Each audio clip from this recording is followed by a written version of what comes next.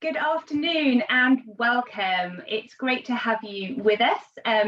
Welcome to today's webinar. My name is Emily and I'm the Head of Philanthropy here at World Vision UK. It's great to have you here. We're going to be sharing a little bit more information about what World Vision is doing to support Ukrainian refugees across the region and looking at what our longer term plans are to provide hope and dignity to fleeing families. We have the great privilege to be joined by Mike Weickert today, who we'll hear from shortly. But before we do that, let's watch a short video together with footage from some of our latest response in the region.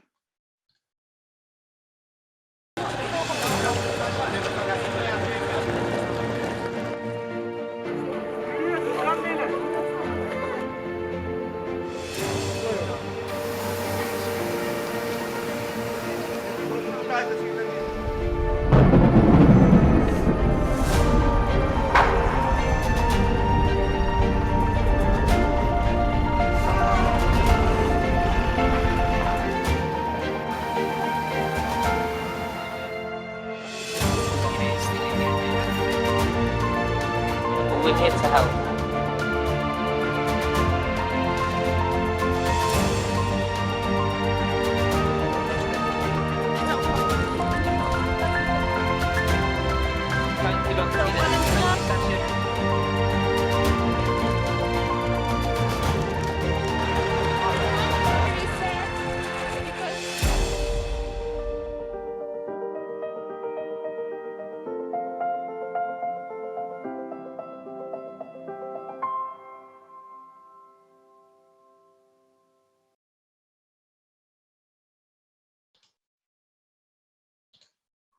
So I hope you appreciated a few snapshots there of what it's like on the ground currently. And I'm now going to welcome Mike to join us. Mike is World Vision International's Director of Preparedness and Field Readiness, and this means he is deployable to any emergency World Vision is responding to. Mike's been with World Vision 23 years, holding various roles, leading our response to large-scale humanitarian emergencies and crisis, including Venezuela and Haiti. Right now, he's overseeing our response to the Ukraine crisis and is currently joining us from Romania. So welcome, Mike. Nice to be with you, Emily. Good to see you. So Mike, we're going to ask you a few questions. We'd love to really learn from your experiences of what things are like there in Romania responding to this crisis at the moment. So first question for you, it would be wonderful if you could give us an update of what you've seen so far on the border. And obviously we know you're there between Ukraine and Romania. Yeah, thanks. It's obviously a really challenging situation. This is one of the fastest movements of people in terms of displacement that we've seen in 40 years or more. I think we've probably over 11 million people have been on the move. About 4 million have left Ukraine itself and come into countries like Romania. There's about 600,000 have passed through here. And then, of course, many have moved within Ukraine, maybe to the border areas or to other safe areas where they're seeking refuge. And there's also people still stuck in some of the conflict-affected areas in Ukraine, probably another 12 million of those. So there's just a lot of people who are at risk. The people who have had to move are obviously the ones who are at most risk and need the most support. And that's what we're seeing here in Romania. People are crossing over by the thousands every day. The system is getting better at taking them in, bringing them in and helping them continue to move, but it's still definitely a situation that is well beyond the normal capacity and skills of the people here in Romania, and so we're here to help them. That's great.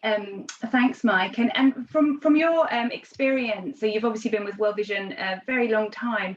Why do you think World Vision was so well placed to respond to this particular emergency? Well, I mean, we're blessed to actually be in Romania for the last 30 years. So we've had a long programming experience here and a really good team. And although this team of Romanians is not really experienced in this type of work, very, very few people are, they responded instinctively, got up to the border areas where people were crossing, started giving out assistance, trying to figure out where we could actually make the most difference. Because there's a lot of people trying to help at the border as well. So we've looked at where we can do our best work. And really what we're concluding now is our best work is probably done in the cities. Once the refugees cross over the border, and start moving into the cities. That's where they really need assistance, because they'll either be in the cities for a few days, sometimes a few weeks, sometimes an indefinite period of time. And so our team here on the ground in Romania, plus colleagues of mine who've come in with me to support them, we're kind of a team of rapid responders. We've come in to help World Vision to meet the current needs and these future needs. And thank goodness World Vision Romania in particular has been very well connected into the government, into civil society here. And so we're able to start addressing the needs of these refugees in the cities. And they do tend to, disappear to some degree in the city. So you have to know where to look to find them, know how to help them the best. And I think we're in a good place in terms of the capacities we have here and just the platform we have of being here for so long. And we're seeing some wonderful images kind of appear on our screen as you're speaking. There was a previous image of a beautiful little girl with some toys in what looked to be a kind of lovely space. Yeah, thank you, Becca, on the slides there. What are some of the examples of things that World Vision is doing to support these people on the move? Right. So this is an image of a child and family at a reception center where a child-friendly space has been set up to give the kids just a chance to play, a chance to kind of settle down a bit, just to have a little bit of normalcy in their life after what's probably been a very difficult time, right? I mean, they've had to move very, very quickly. Often, they're crowded into buses or vehicles or that kind of thing, and going to places they have no clue about. And so having this kind of service for them, for their parents, is really critical.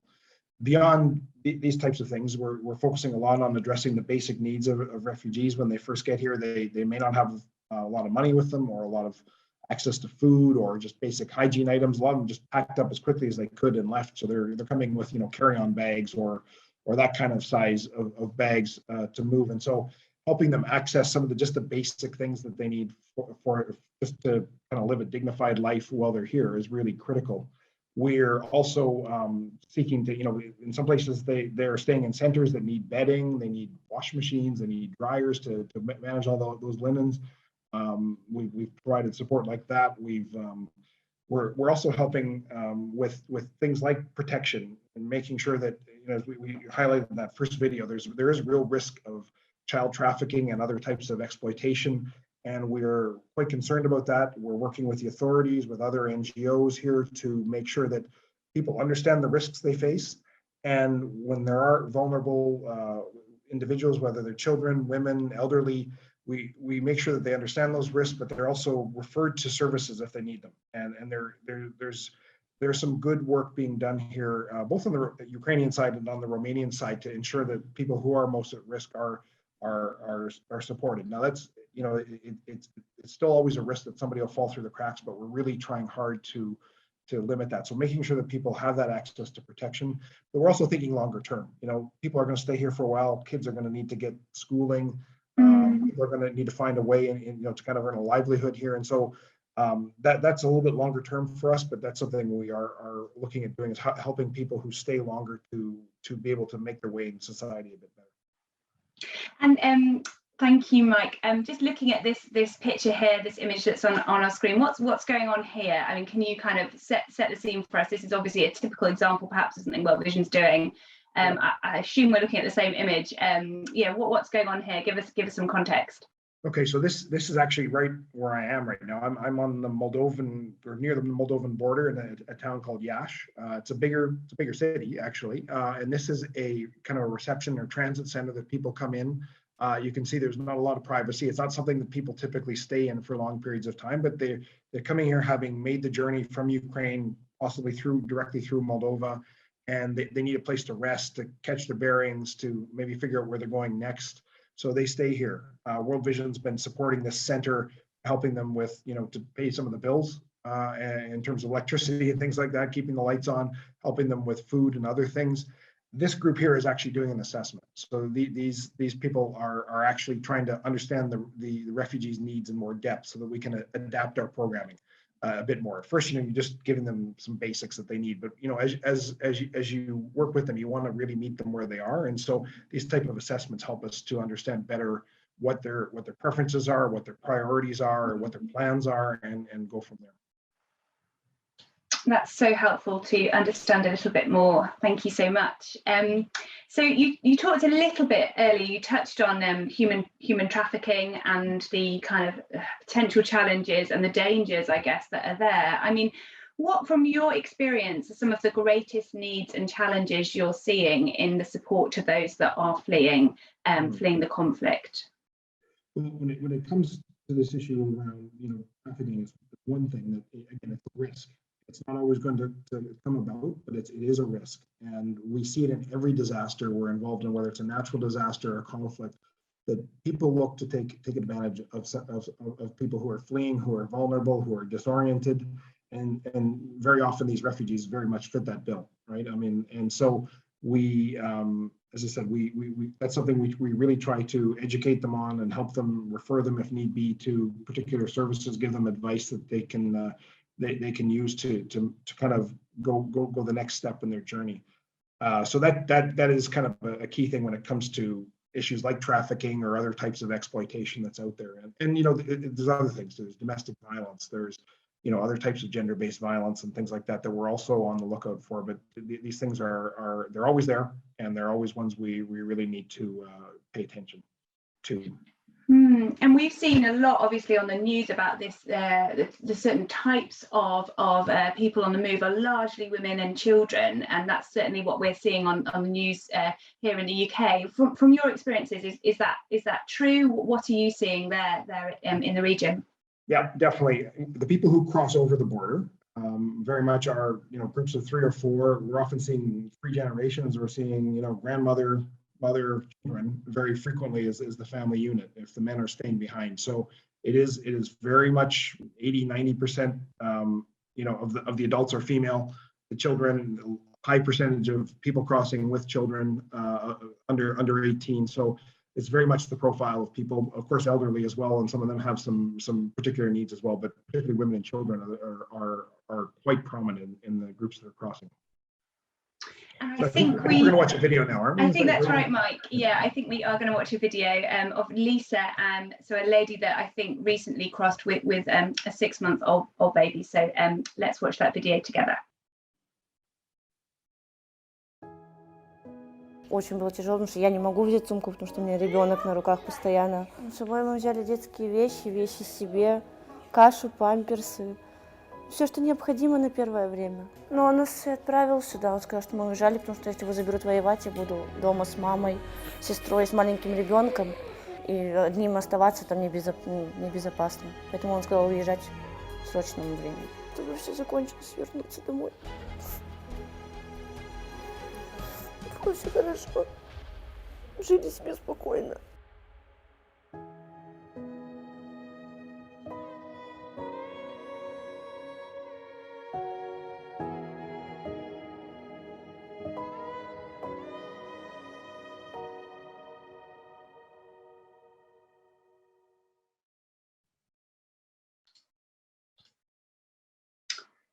Gosh, that video really gets me. I'm tricky. What if it was us, and what would that look like for our particular family units? So thank you for sharing that. So obviously we know that World Vision isn't in this alone. We are working with local partners, we're coordinating with other organisations and UN agencies there in the region. So what does that actually look like what does that look like in reality? Well, I mean, I just actually came from a meeting, interestingly enough, that was about coordination. Predominantly, we work. We're sort of within Romania. We're very much a Romanian organization, but of course, World Vision Romania is tied to the bigger World Vision, which is one of the reasons I'm here and with my team. We bring that both together, and similar. There's other organizations that we work with. Some are very much local organizations, and they're really stretched. They've been volunteering. They've been using their expertise to do the best they can, and they know a lot. But it's also a lot of this is new for them. We're also working with local government and national government, and with UN agencies and others to try to deliver good services and assistance to these people as they come into the country. And it does take a lot of work to coordinate, because this is a somewhat invisible crisis in some ways. As much as there's a lot of people passing through, they do spread out, and you have to find ways to coordinate together to ensure you're not giving too much assistance to some people and not enough to others, trying to find people who maybe don't want to be very visible right now. A lot of them just want to come and keep moving to the next place. Some just want to live quietly. Some are traumatized and really don't want to come out. We've heard that a lot too. People just are staying at home and staying in their room. So we're working in different ways to give them an opportunity to come and get the services they need, come and get the support they need, and we can do that in a coordinated way. We're working in a number of the shelters in that way, and that seems to be a good sort of locus point to coordinate our efforts. But we also do spend time just in meetings and sharing information to make sure that we are on the right page and addressing issues, because this is new for everybody in this country, and so there's mistakes being made all the time. But you can learn from those mistakes and fix them and try to do better. And we've seen that over the course of this last month, that things are getting more efficient and coverage is getting better. But it's we need to be ready for continual change and challenge. Right, and just picking up on something you said there, like in this context, this is new for everyone, right? Up until very recently, Ukraine was a peaceful middle income country. There was no need for World Food Programme, let's say, to be present. And I guess that's been a massive shift, right? That now actually aid is needed. Yeah, I mean, Ukraine is a strange thing, because in the East, you actually did have a humanitarian issue. Sure. So there was actually a part of Ukraine that was very affected, but the rest wasn't. And so that's you get that kind of unusual division here, because you heard it from Lisa there. You said my life was peaceful. So for a lot of people, that was the norm. It was a very European life. Probably concerned about football, concerned about other mundane things. But all of a sudden now their life is totally torn up, right? And I think that's the hard thing. They're living the same lives as we are, and the disruption would be the same for any of us. I talked to some people, and they could show me video of their home in rubble, that they now have their friends in, and that just kind of blows your mind. I mean, think, oh, if my home was destroyed like that, what would I think? And I would bet they probably don't have proper insurance, so it means the home is gone. It's not you're not going to get it rebuilt through insurance or things like that. So some real terrible loss, and of course the leaving family behind, leaving friends behind. All of this is incredibly disruptive. Yeah, just awful. So Mike, you've seen a lot of tragedy, a lot of crisis in your life. Thinking specifically for the situation in Ukraine, what gives you hope in this situation? It always sounds a little bit cliched, but the people who are coping with it the best, are the people who've been impacted by it. So the Ukrainians themselves, I mean, you see them, and they really try to maintain their dignity. They're trying to maintain their composure. They're trying to help each other. And I mean, I think that's one of the really most impressive things. I've talked to a lot of Ukrainians who are, they may have come out of the country, and now they're trying to help others in the same boat, and it can be simple acts. It can be actually getting involved in actual response operations back in Ukraine, encouraging, resources to be channeled back in there. I've seen some incredible, efforts by the Ukrainians themselves. I think it's also, it may sound a little cliche, but the Romanians themselves have been wonderful hosts, and they've been hosts for people who, they have a lot of connection to, but not, it is still very different culture, very different people, different language, and they've really worked hard to try to bridge those gaps. And it's bridged through Google Translate, it's bridged through common language, maybe of English or something, but they're really trying to extend their hospitality. And I know the Ukrainians have really said, gee, the Romanians are really hospitable. And I'm sure it's the same for Poland and other places too, but in my experience here in Romania, it's just, it's really fantastic. And I think, we've seen generosity around the world though too, right? I mean, this has been one of the most generously supported crises in quite a while. And that does make my job much easier, frankly, when we're getting support, we can get the type of assistance that's needed quickly. I mean, we really need to continue to encourage that, both from governments and from the societies at large. And not, donations are important, but also just the welcoming attitude, good policies around absorbing, welcoming refugees into third countries, and obviously prayer. We need people to pray. And I know a lot of Christians are spending a lot of time in prayer over this. I mean, I am myself. I mean, it's hard to know what to pray sometimes, but it is definitely something that gives me a bit of hope. But I mean, it is the actions of people, all aspects of this crisis that are really encouraging me despite all the challenges, because it is a very frustrating situation in many ways, but it's also an encouraging one. That's yeah, just positive to know that you are seeing hope, and like you say, the generosity of spirit, the generosity that we're seeing for communities right across the world is inspiring. And I think now, Mike, we have another video that we would like to share, so let's watch that together. Наверное, не очень. Как мне объясняю, они не понимают. Вообще не понимаю. Потім ми пішли за границю, мама плакала, і потім ми сіли в якусь маршрутку. Ну, лично мы бы успели, мы просто не хотели все это, М'яку ігрушку, телефон, зарядку, білизну і стіл. Я даже вот не ожидала, что насколько люди нас везде, вот встречают, обогревают, что переходишь границу весь в слезах, и тут тебя вот так в охапку и кормят, и куда вы едете, это было шок.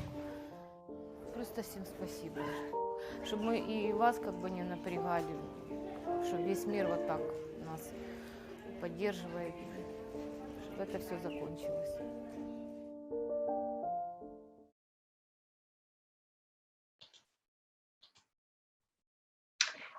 Thanks for sharing that with us, Mike. I believe after speaking to you earlier in the week, that's very, very fresh, isn't it, that video, just this week, and I think beautifully shows the generosity of human spirit that we are seeing, but also the reality of children having to think about what to pack is just awful. So with that in mind, we all hope and pray that this conflict is over quickly as it started.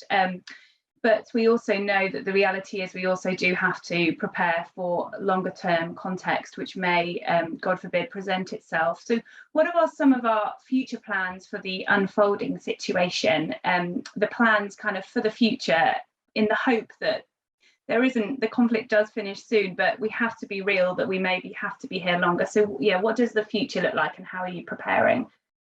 You can see a few things on the slide that are really important.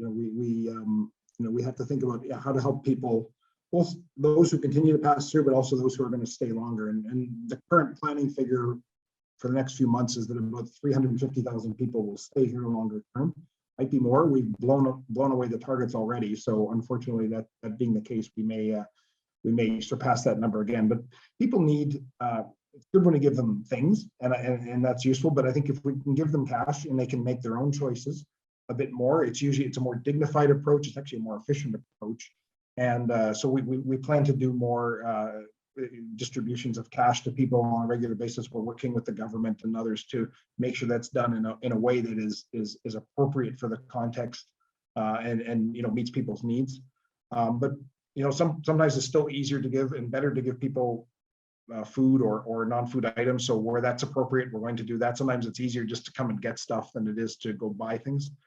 We've talked a lot about protecting people, about focusing on trafficking, and the longer people stay there, that risk tends to increase, right? I mean, the focus right now is on that assistance, and sometimes people quickly are referred to services. They may access those services, but the longer they stay, they may get into habits that put themselves more and more at risk, or they just, they run out of money and that puts them more at risk, or maybe the shelter that they had, maybe they're staying in an apartment that they can rent for a while, maybe that it can't sustain itself. And so often the longer people stay, the more risk they're going to face. And so we need to really pay attention to that. I've talked a bit about education, there's even attempts right now to help the kids maintain some of their schooling through distance education back into Ukraine. Sometimes their teachers are back there and doing this kind of online learning. But we need to find ways to help them integrate into the Romanian system directly, or set up some kind of parallel system that will help the Ukrainians study in their own language. And this would not be World Vision setting up a parallel system exactly, but supporting some kind of efforts, alongside the government and others to do that well. So education, whenever we deal with refugee populations long term, it comes up almost as the number one or two things, is making sure our kids are educated. And just last, I think you heard it from the last video, mental health, psychosocial support. People are coming across mostly healthy. There are some people who are missing. They may need medical treatments for chronic diseases and that may need support. But most people are coming across, if they haven't been injured or what have you in the trip, but the mental health is got to be a real challenge for people, and how to address those needs. There's different ways of doing that, and we're going to work, in different ways with different organizations and in the mental health system here to ensure people get the support they need, because that's going to affect their long-term ability to integrate into the society, is addressing some of those needs as well. So that's another area of focus for us in the longer term. Yeah, so important, and it's really brilliantly to have it laid out like that. Lots and lots of things, and I guess we can all think about, if it was us in that situation, what would be important. And as you rightly say, okay, we're over the border, but how am I going to educate my kids is a critical question for many parents, and that's a longer term thing. So Mike, how can we further support you and the team? You guys have obviously got a really challenging, complex job, emotionally demanding job. How can we further support you guys? Yeah, I think we touched on a few of those things already, but I mean, I think prayer is really appreciated. This is a hard job. It's a hard job for my team of international staff who've come in. It's a really hard job for our Romanian colleagues who are really working on face-to-face, day-to-day with refugees, and also our partners. Some of them are from very small organizations, volunteers. So praying for them is I think is something that they would appreciate. Obviously, there's sort of practical things around continuing to support this type of work through donations. That can really make a difference. It helps us to pay for some of the things that actually make their job better, maybe even hire more staff, support the volunteers in different ways so they can do their job more. So those kind of resources are critical. Also, obviously, just to buy the supplies and other things that we want to assist the refugees with. And then there's always an advocacy component. If you sometimes there's need to lobby with your government or lobby with the private sector to continue to be generous and supportive, giving Ukrainians an opportunity, both where they are now and also maybe if they come into the UK or other places, to really encourage our society, our peers to be and our governments to be welcoming these folks, because they're going to need support in the long term as they build new lives. Yeah, absolutely. Thank you, Mike, and thank you for sharing your knowledge and your experiences with us today so generously. And thank you so much to those of you who are on this webinar who have already generously given to World Vision for this appeal. And I'm delighted to share that to date we have actually raised over 1.1 million from individuals, companies and foundations. And considering that the conflict has been going on just over a month, that is a truly staggering pace. So thank you so much for your generosity.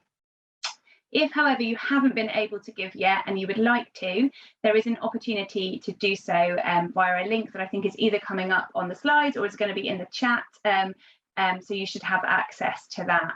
And many of you will know that World Vision UK is actually a member of something called the DEC, or the Disasters Emergency Committee. And that's an organisation that brings together 15 UK humanitarian charities, and World Vision is a member of that. And together, the DEC coordinates and launches collective appeals to raise funds and visibility to provide emergency aid for people caught up in disasters and humanitarian crises. Now, by giving to the DEC, we do receive a portion of all donations which are given. However, the critical thing is we do receive that funding slightly later on. So therefore, if you would like to give and give now, your donation would be received immediately by us here at World Vision, and we'd be sending that straight to Ukraine, where Mike is in charge of that appeal and in charge of that response there. So yeah, you would be we would be very grateful for any donations. So thank you so much for joining us this afternoon, and I really hope that you enjoyed learning a little bit more about our work across the region. Many of you will have been invited today by a staff member at World Vision UK, and please do feel free to reach out to them if you've got any follow-up questions, if you'd like to know more about anything, if you'd like to know more about anything specific, and we would be delighted to keep you up to date with the latest of what's going on. So thank you so much for joining us, using your lunchtime like this. I hope you have a wonderful rest of the day. Thank you. Thank you, everybody.